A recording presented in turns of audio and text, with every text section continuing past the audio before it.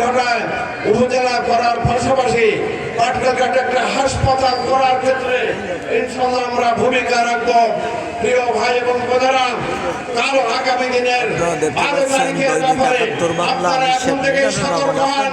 ইতিমধ্যে আমাদের কাছে তথ্য আসছে কালোটাকা ছড়ানো হচ্ছে, সন্ত্রাস সৃষ্টি করা হচ্ছে, ভোটারদের হুমকি ধমকি দেওয়া হচ্ছে।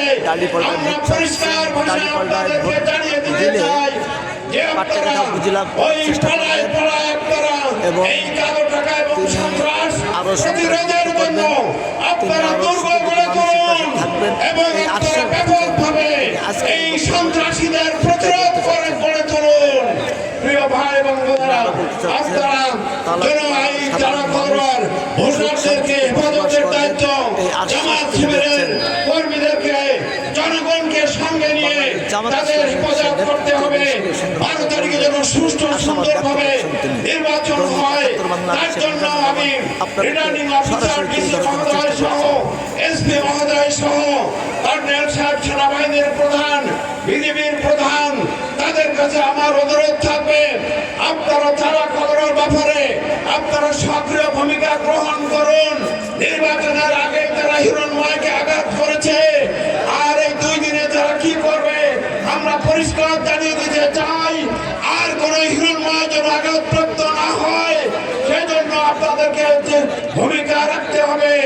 যদি আপনারা ভূমিকা রাখতে ব্যর্থ হন, তারা খবরের জনগণ এই সন্ত্রাসীদের বিরুদ্ধে প্রতিরোধ করে তুলবে এবং এই ভোটারদেরকে তারা হেফাজত করবে। আসুন আমরা সবাই মিলে তারা খবরের জনগণের 12 তারিখে নির্বাচনে যেমন সুষ্ঠু সুন্দরভাবে ভোট দিতে পারে সেই পরিবেশ কায়েমে আমরা এগিয়ে আসি। এই আহ্বান রেখে কথা শেষ করছি। আলহামদুলিল্লাহি রাব্বিল আলামিন। শেষ বক্তব্য দিচ্ছেন দৈনিক 71 বাংলা প্রতিনিধি আমি শেখ রহমান। আপনাদেরকে মাঠের দৃশ্যগুলো দেখার জন্য চেষ্টা করছি। কানাই কানাই ভরা, কানাই কানাই ভরা মাঠের দৃশ্যগুলো আপনারা দেখতে পাচ্ছেন। দৈনিক 71